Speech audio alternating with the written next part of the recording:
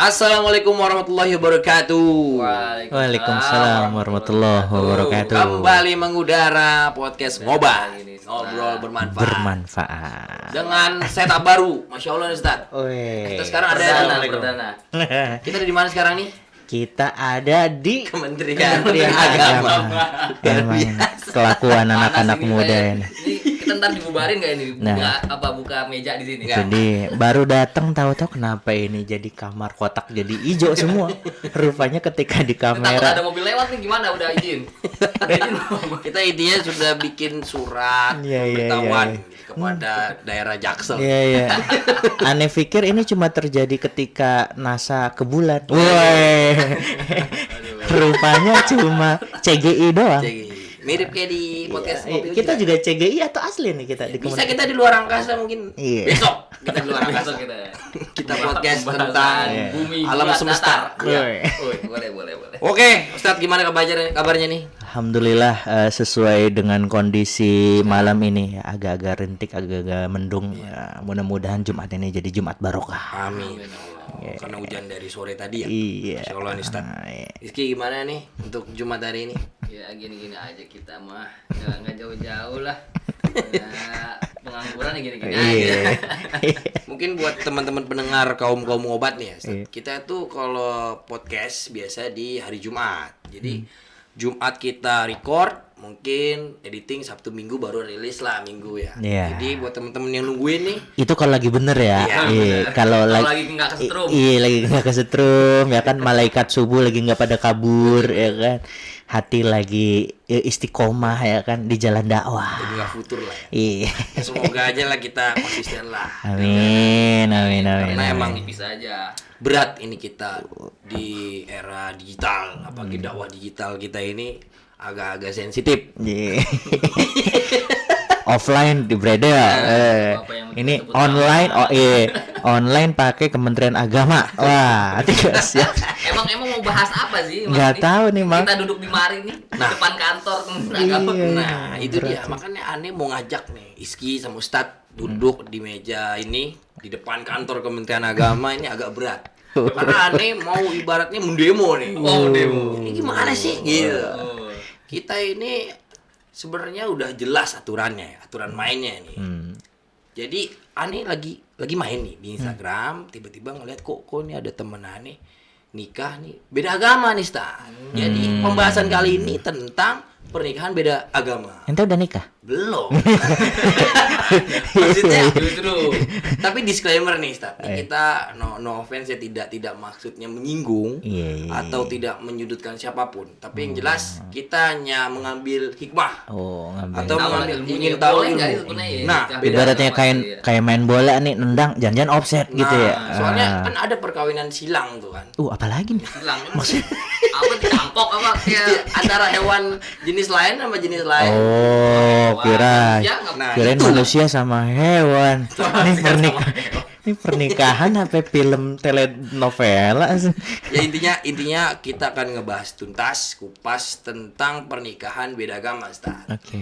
Dari agama satu ke agama lain. Ya. Jadi apakah itu sah dari hukum Islam atau sama pandangan dari sudut undang-undang? Kan kita ada di depan kantor Kementerian Agama. ya ada tuh teman aneh sih itu deket rumah Mana nih? nikahnya dia orang non muslim nikah dengan orang Islam. Nah, itu Non muslim nikah sama orang Islam. Tapi terus? nikahnya lucu, 2 akad. Nah. Pertama satu akad dengan acara Islam, satu Iya, dengan iya. acara Kristen. lagi bikin program kali buat YouTube kali ya? Apa gimana? mungkin lagi bikin ada agama baru.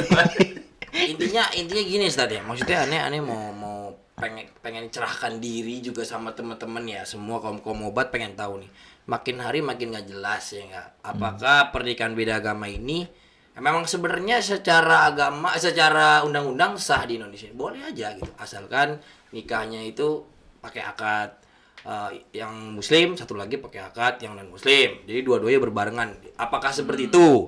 Karena boleh banyak ya. yang kayak gitu ya gitu. Iya, apakah itu yang sah? Nah, sah di mata agama, Secara negara dan secara agama. Itu yang pertama. Ini aneh terdak.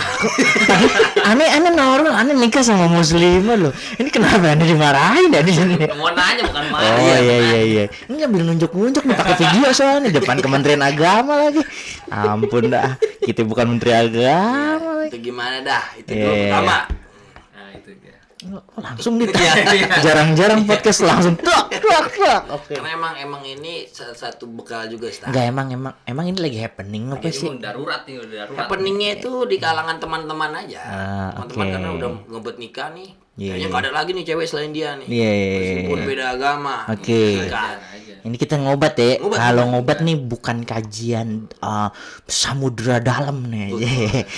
Kita ini aja laut oteng-oteng. Iya. Lagi kemana tuh? Iya, maksudnya permukaan aja gitu. tipis aja berarti. Tipis-tipis tapi paling enggak teman-teman tahu lah ini Ya. sebenarnya duduk masalahnya kayak gimana. Oke, coba nih ngerunut ya dari hal yang paling sederhana sih. Karena kita bicaranya buat kalangan yang nikah juga banyak kan anak muda ya kan. Betul. Iya, ada juga sih orang tua tapi jarang lah. Nih coba dah temen-temen ente yang mungkin tadi ente bilang udah gitu. Kira-kira kenapa sebelum kita ngomong ini boleh apa enggak, kenapa mereka nikah sampai beda agama? Artinya apa yang menjadi booster mereka, energi mereka untuk sampai udah pokoknya gue mau nikah sama dia. Kata orang sih cinta itu buta ya. Iya. Cinta itu Tahu di ya. atas segalanya. Aduh, iya. Nah, kalau cinta itu buta, berarti kalau lagi buta kayak gitu dia lagi akalnya lagi nalar nggak tuh? Akalnya kayak ketutup kabut. Gimana tuh? Iya. Apa kurang jernih kali Enggak, pikirannya enggak. Stan? Aneh mau buat rusuh aja dulu. Iya, rusuhnya begini. Kalau orang lagi dibutakan cinta, berarti dia sedang akalnya tidak sedang sempurna. Oke. Orang tidak berakal dihukumi syariat enggak? Wah, tidak berakal tidak. Berarti orang gila nggak bisa tuh, nggak bisa kena hukum tuh. Nah, kalau yang nikah antar beda agama ini adalah orang gila, boleh? Waduh. Masalahnya ngerti nikah Makanya tuh, masanya nggak gila sih. Nah, jadi Ada asli ya? jadi kita berangkatnya dari anekdot gitu aja dulu. Oke. Jadi rofa al qalamu an salasin. Jadi diangkatlah kolam catatan itu, maksudnya dosa beban itu an salasin dari 3 jenis. Dari orang yang tadi ya naim hatta yastaikid, orang yang tidur sampai dia bangun. Nah. Salah satunya itu. Orang lagi tidur tuh apa nggak ada akal. Jadi kalau ente lagi tidur mimpi asik-asik. Asik-asik apa tuh? Iya, begitu. Mimpi asik-asik. Iya, rezeki. Gitu. Iya. Terus ente di situ di mimpi bunuh orang. Waduh. Iya. Psikopat kayaknya itu. Iya, oke aja gitu. Cuma ketahuan gile nih. Berarti alam bawah sadarnya mungkin agak bermasalah atau gimana. Tapi ketika bicara hukum, kita bicara tentang syarat-syarat yang menjadikan hukum itu akhirnya berlaku. Jadi buat anak-anak muda semua, apakah nikah beda agama boleh? Boleh. Boleh. Buat Boleh nih. buat yang Yang nggak waras. nggak waras. Kan tadi orang gila. Kan Berarti nikahnya di kantor apa rumah sakit. Itu jiwa dong. itu kasarnya. Oke. Artinya apa cinta itu buta? Artinya gini. Makanya nih teman-teman muda, kalau bicara cinta dan bicara orang ketika lagi mabuk, saker. Kalau dalam bahasa Arabnya mabuk cinta. Orang mabuk cinta tuh kan kayak gitu kan. Dibilang semuanya dunia milik berdua, yang lain ngontrak kan. Udah gitu dia satu-satunya yang dicinta dan dipuja ya kan, ngalahin semuanya tuh. Nah, orang dalam kondisi kayak gitu memang sebelum kita ngomongin hukum, dia adalah orang yang harus kita kasih penyadaran dulu bahwa yang melatar belakangi dia memberanikan diri seperti itu apa dulu. Kita harus tahu dulu. Sama kayak podcast kita dari dulu. Kita selalu berangkat kalau ngomongin tentang masalah anak muda, kita harus cari dulu nih sebenarnya dia kenapa bisa kayak begitu. Akar masalahnya. Apakah memang sudah tidak ada lagi? Apakah udah kondisi genting nih muslimah yang cantik, yang putih, yang pinter, yang soleha itu emang udah nggak ada gitu? atau memang yang tadi cinta itu buta gitu. Nah, kebetulan alhamdulillahnya kita dikasih kesempatan sama Allah untuk berislam. Oke. Kalau udah berislam, maka istislam adalah apa artinya? Menyerah. Nyerah, orang nyerah gimana? Coba kalau Pasrah. Iya, orang kalau udah pasrah gimana? Ente mau di penjara nih kan, sama sipirnya suruh pakai baju oranye. Terus ente pakai baju hitam kagak mau. Kira-kira ente digebukin nggak? Dipukulin lah. Iya, dipukulin dia. Ya. Nggak ngikut-ngikut gitu kan. Terus ente lagi nyerah, ya kan? Orang lagi nyerah, suruh jalan. Jongkok. Mandi. Buka baju.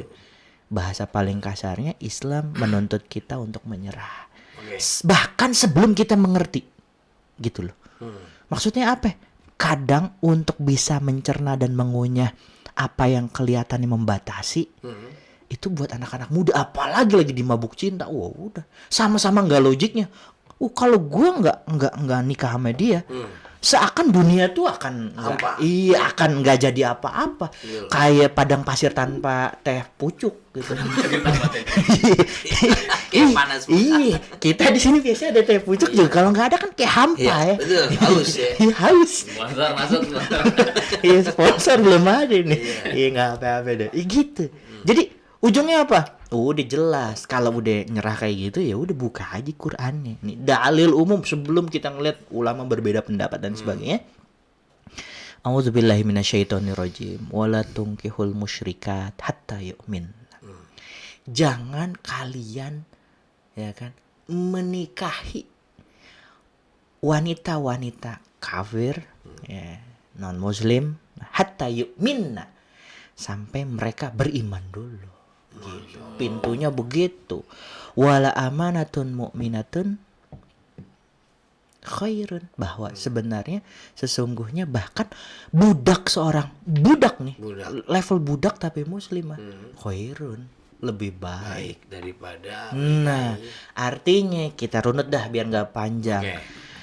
Hukum nikah antar Beda agama itu secara umum adalah haram. Dengan kondisi gimana?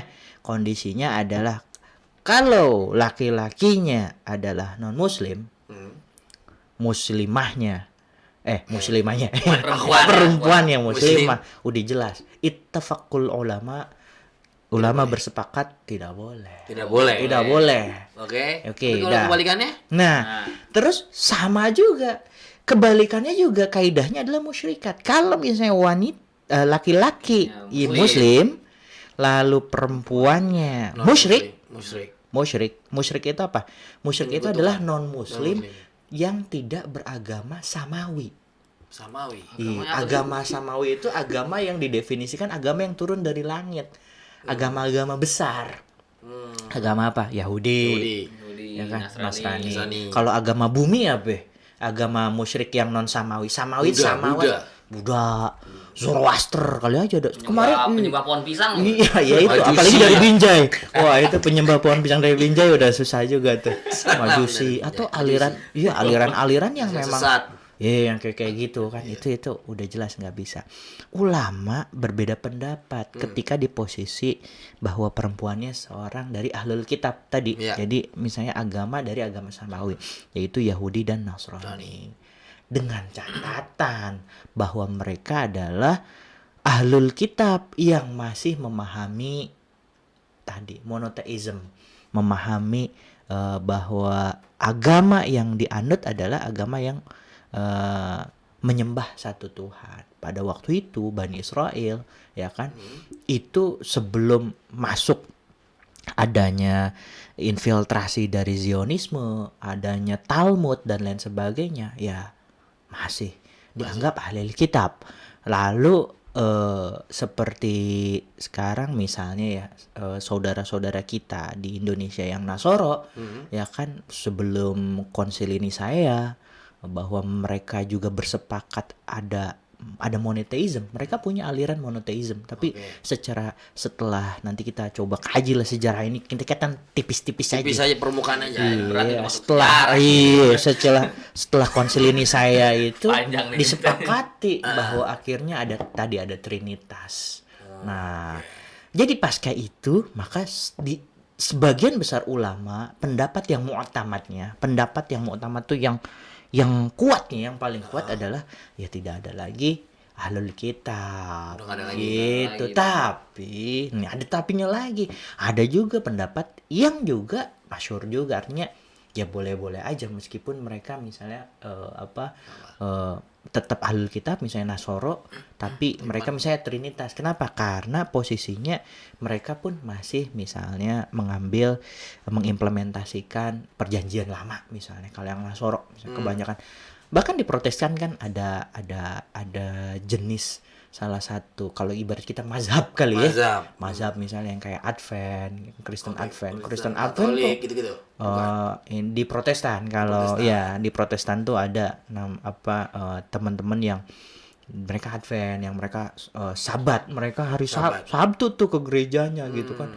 Mereka hampir sama kayak Muslim, nggak makan babi, nggak makan apa. Lebih banyak mengimplementasikan perjanjian lamanya. Ada beberapa ulama yang masih membolehkan hal itu gitu. Jadi dari semua ini sebenarnya ujungnya terus gimana Kementerian Agama sebenarnya peraturannya sih sebenarnya untuk beda agama sebenarnya nggak bisa secara hukum. Sah dong. Iya, kalau secara negara iya gitu. Berarti kalau digerebek di Hotel Melati ketangkep dong. Iya, ketangkep. Bisa ditangkep itu sebenarnya. Bisa. Iya, begitu. Jadi tapi kembali lagi lah ya, kita emang sesusah itu kah, se-emergency itu kali ya. Ya, se-emergency itu kah kita, padahal kita juga belum ngerti kalau suruh mendefinisikan cinta itu apa. Nah, sedap. Jadi gini Stan ya. Misalkan oke lah, ini sudah terlanjur menikah dia. Secara hukum agama mungkin ya udahlah dia mengiyakan saja. Secara undang-undang mungkin dia terabas saja nih. Nah, pada saat dia menjalankan prosesi kehidupan setelah dia menikah, apakah setiap dia berhubungan intim itu termasuk zina atau gimana, Ustaz? Ketika akad dari awal tentang az-zawaj, tentang pernikahan itu memang fasad itu rusak secara fikih, maka turunannya pun jadi rusak. Kalau ngomongin fikih gitu aja, getas aja sih maksudnya. Rusak gitu. Makanya kenapa? Karena kalau di mazhab Syafi'i itu sendiri sebenarnya az-zawaj itu huwa al-wat'u itu secara bahasa itu apa? Ya berhubungan. Jadi kalau misalnya syarat-syarat dalam berhubungannya itu tidak sempurna ya kan, karena salah satunya yang tadi gitu ya. Salah satu bagian dari sekufu itu apa? Yang tadi setara agama, seakidah. Iya, seakidah. Jadi kalau itu enggak ini ya berarti nikahnya syaratnya tidak lengkap dan tidak sempurna, maka tidak sah. Kalau udah tidak sah maka turunannya enggak. Lu kalau udah sampai punya anak. Nah, anaknya gimana itu? Iya, begitu dah. Iya, jadi goror ya. udah kayak barang ya. Iya, kita ini aja lagi kita provokasikan aja gitu. Nah. Maksudnya gini, semoga ini bisa diambil hikmah lah. Ini kita berharapnya nih, Ustaz ya. Teman-teman kita juga tidak menyudutkan, tidak bermaksud untuk menyindir, tapi memang ada landasannya, Ustaz ya. Semoga teman-teman kita ya mendengar lah. Ya enggak, baik yang sudah menikah ataupun yang belum. Jadi supaya teman-teman tuh bisa mengambil, yang belum menikah nih, kayaknya nggak boleh nih. Se-urgent itu sih, apakah gue harus menikah sama beda agama. Jadi semoganya nih ya bisa mengambil hikmahnya. Itu poin pertama, Ustaz. Sekarang ada lagi nih yang lebih nyentrik lagi dari pernikahan beda agama. Kali ini menikah meskipun dia sama agamanya, tapi dia bersepakat untuk tidak mau memiliki anak. Itu biasanya disebut apa namanya? Child free. Dunia bisa punah tuh kalau nggak ada gitu semua itu. Child free. Iya. Tadi sih binatang gua. Makanya kawin mulu. Beranak mulu. Maksudnya kalau dia nggak mau punya anak, apa nggak mampu bayarin apa gimana itu? Maksudnya ya aneh aja. Berhubungan intim kalau sudah menikah. Ya gimana? Kan itu rezeki kan kalau dapat anak. Iya, jadi Emang nih ya, masalah-masalah akhir zaman ini makin ngebuat para alim ulama makin pusing sebenarnya. Kenapa? Mereka aja bisa gini, apaan tuh child free gitu ya? Iya. Baru tahu ya. Ada gitu. aja emang, Iya. makin aneh. Jadi begini teman-teman, sebenarnya semua kembali lagi kepada bahwa contoh, kalau dalam fikih itu ilat itu, alasan itu sangat berarti. Jadi kenapa hal itu muncul, maka harus dilihat dulu ilatnya, alasannya. Alasannya apa? Alasannya kalau misalnya apa? Untuk menghindari kedaruratan. Misalnya apa? Child free kenapa? Misalnya sakit lah Mohon maaf, ibunya mohon ya. maaf, misal dua-duanya punya, maksudnya oda Udah apa tuh? apa? Gak tahu, kita nggak tahu Ustaz. Kalau dia apa tuh? Taunya odang. Kita anak pengobatan kan nggak tahu. Iya. Rupanya keren gua doang yang gak gaul. Rupanya ente juga. Oda itu pengidap AIDS dua-duanya. Misal. Oh, biar anaknya nggak kena juga. Oke. Terus mereka kalau setelah hasil analisa gitu kan, ketika dua-duanya ODA, kalau misalnya mereka bisa berhubungan badan terus punya anak, apakah juga punya potensi kalau misalnya urusannya karena darah, gitu.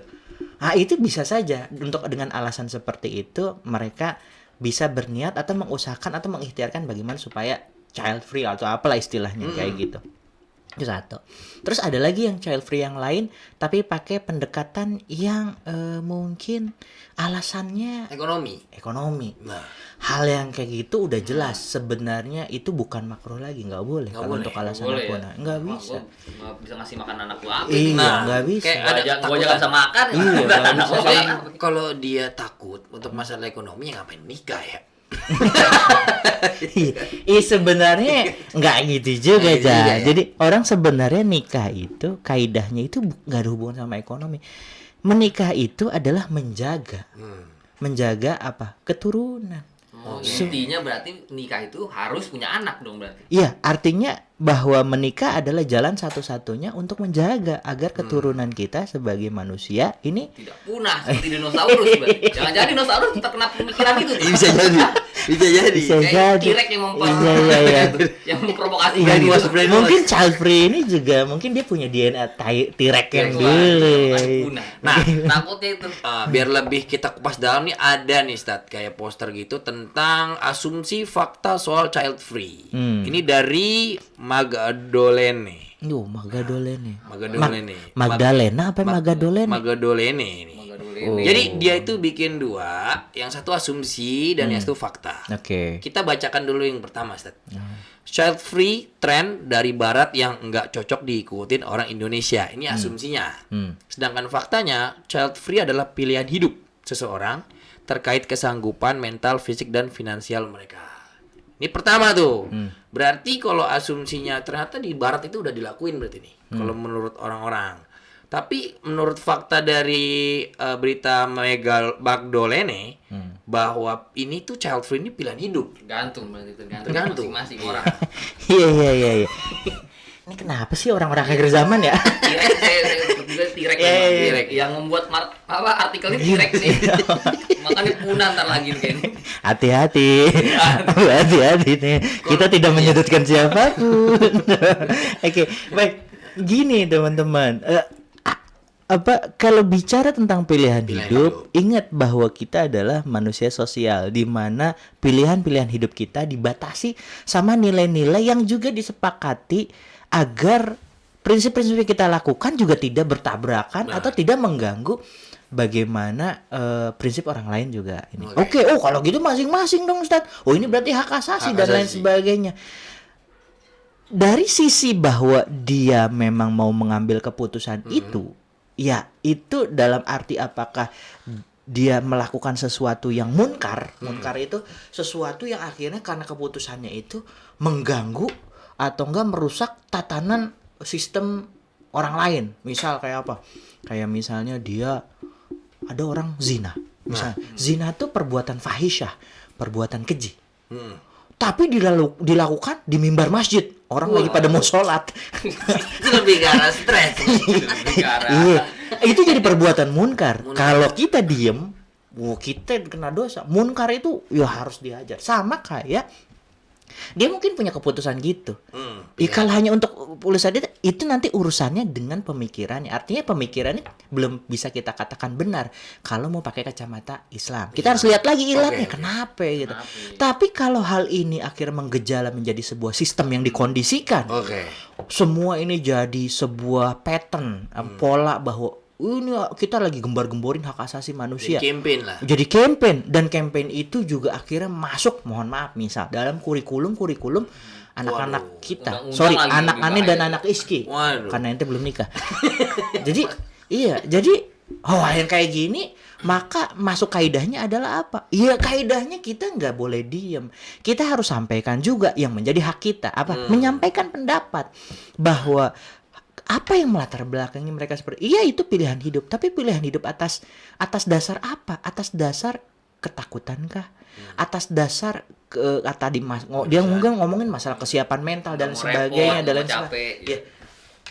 Itu bukan tentang sesuatu. Contoh kayak gini, kalau misalnya kita suruh mau hidup mana? Hidup jadi gembel apa hidup jadi pahlawan? Ya itu pilihan hidup. Tapi pernah bayangin nggak kalau sedunia semua jadi gembel? Lampu merah penuh dong. Betul. Makanya sebenarnya dia itu sama saja logikanya dengan ini. Ya miskin itu pilihan, kaya itu pilihan. Ya tapi kalau sekarang suruh milih orang, ya pengen kaya. Nah sekarang bicara apa? Sayangnya nilai-nilai yang sifatnya itu di luar akal tapi yang hubungannya sama hati, sama jiwa, tanggung jawab, mengambil peran, bikin solusi, menjadikan keturunan kita adalah orang-orang yang kuat dan lain sebagainya. Itu sekarang itu nilai-nilai yang ngajak ke sana tuh nggak happening banget, dijauhin. Sehingga nilai-nilai yang kayak gini yang ramai digandrungin. Kenapa? Karena orang udah kejebak sama apa? Ya ismu-ismu tadi, paham-paham apa? Sekarang semua cara pikir kejebak sama cara pikir pertama individualistis. Yang penting gua senang, yang penting gua happy. Ngurusin masing-masing lah gitu ya. Terus permisivis itu apa? Iya, gua enak terus pokoknya gua harus cari apa yang ngebuat gua nyaman, apapun itu. Ya kan? Ya orang kalau udah individualis, udah permisivis, ya itu hak dia. Tapi lihat, kalau setiap manusia melakukan hal itu akan jadi apa dunia ini? Hancur ya. Iya, orang yang udah makin kaya, orang kapitalis, dia pengen nguasain satu dunia, dia doang sendiri, yang lain jangan. Setiap orang mikir kayak gitu. Yang miskin bisa hajar-hajaran, yang miskin bisa bunuh-bunuhan. Udah nggak ada rumah lagi. Kenapa? Ya, gue udah nggak punya rumah. Ya, berarti sah dong. Ini adalah keputusan hidup gue. Untuk akhirnya gue harus ngambil apa? Ngambil rumah orang. Kenapa? Dia orang kaya, bisa jadi itu sebenarnya hak gue yang udah makin jeli. Udah pikirannya kabut. Dan itu bisa terjadi di akhir zaman. Masya Allah. Jadi terserah mau kita percepat akhir zaman ini. Berarti ujung-ujungnya akhir zaman juga nih. Jadi sebagai orang-orang yang ya minimal gitu ya udah dapetin lah dikit-dikit tentang gimana huru-hara akhir zaman. Ya jadilah orang-orang yang juga sebenarnya ikut berjuang lah. Artinya apa?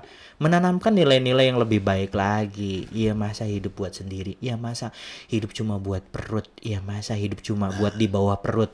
Ya masa kita hidup cuma buat sendiri. Iya masa kita kerja cuma buat kerja capek. Ibaratnya tuh work hard, udah gitu pay hard. Kita kerja keras, udah gitu kita harus bayar diri kita untuk keras. Kejebak hutang, beli ini beli itu, ya kan, duit habis, hati kosong, ya kan, pikiran sempit, jomblo, pas mau nikah sejenis lagi, wah udah sejenis beda agama lagi. Sejenis beda agama. Ini yang ngurus nih Kementerian Agamanya pusing semua ini ya. Iya, susahnya itu adalah bahwa ketika bicara pemikiran itu bisa masuk kemana aja, jadi yang sulit itu apa? Dia bisa masuk ke kamar-kamar kita, masuk ke HP-HP kita, tergantung apa yang kita tonton di YouTube. Nggak usah sekarang kita sulit-sulit dilarang ini dilarang itu. Kenapa? Karena pemikiran itu adalah bentuk peperangan yang paling nyata yang terjadi di akhir zaman ini. Perang pemikiran berarti, bukan tembak-tembakan, bukan. Nanti pikirannya dirubah, nanti juga pada tembak-tembakan sendiri. Ujung-ujungnya tembak-tembakan. Loh iya. Ya orang kayak gini-gini nanti dia dapetin apa? Dia nggak dapetin value of life, bunuh diri. Bundir kayaknya. Bundir. Oke, Ustadz nih udah agak panjang. Kita mungkin bisa simpulkan dari pembahasan kita Karena emang biasanya kalau podcast makin lama anak mudanya bukan malah dengerin malah tidur. Ih, pasti. Jadi kita sudahi lah nih udah. Cukup ya udah setengah jam. Setengah jam ini kita bahas. Alhamdulillah kita bisa simpulkan nih Ustaz. Jadi yang pertama, pernikahan beda agama secara pandangan Islam itu gimana nih? Yang pertama nggak bisa. Nggak bisa ya, Nggak nggak bisa. bisa. Walaupun dia Nasoro dan dia masih memiliki keyakinan zaman dulu. Ya, ulama berbeda pendapat untuk ahlul kitab, tapi pendapat yang paling muktamad, yang paling dominan, yang paling sempurna, menurut Ani sendiri, sikap prinsip yang Ani ambil adalah sudah tidak ada ahlul kitab sekarang. Tidak ada hal Tidak kita. ada ya. Ini nggak ada cewek lain aja. Berarti tidak boleh secara agama Islam. Iya, nggak Tapi ada. secara undang-undang Secara undang-undang di Indonesia belum boleh. belum boleh. Belum boleh. Berarti bisa kita tangkap ini orang-orang ini. Belum boleh. Oke. Kalau untuk itu ya, untuk pernikahan beda agama sudah jelas tidak boleh di mata agama dan mata undang-undang negara kita Republik Indonesia. Kalau untuk child free mungkin kalau emang mereka mau seperti itu ya silakan ya. Tapi Iya. kita menyarankan untuk jangan ya. Ya, karena itu sebenarnya menunjukkan tentang banyak hal, keyakinan mereka, iman mereka, prinsip mereka, cara mereka menjalani hidup, dan pola pikir yang akan mereka jalanin. Betul. Ya, sebagai muslim harusnya ngapain sih? Iya. Siapa tahu anaknya Iya. jadi presiden. Iya. Iya kan? Iya. 3 periode. Iya, iya. Waduh. Dia Siapa dia tahu. dia takut jatuh miskin gara-gara punya anak, malah Allah Anak mudah. Iya, mudah. Anaknya Kita jadi- tuh terlalu banyak so tahu sama masa depan sih. Itu masalahnya. Oke, Ustaz, sudah cukup mungkin podcast di Cukup, Jilid cukup. 4 kali ini dengan setup terbaru kita Iya. Insya Allah nih. di depan Kementerian Agama. Dia tadi dikasih tahu Mas Apam katanya suruh pergi. Suruh Ada bubar, yang suruh mau masuk kayak enak. Iya. Apa? Ngeri. Ngeri. Ya udah itu aja, doakan kita semua mungkin untuk bisa berkembang di dakwah digital kita. Amin. Semoga ini bisa bermanfaat seperti podcast kita, ngobrol Ngopi. bermanfaat. Ngobrol bermanfaat.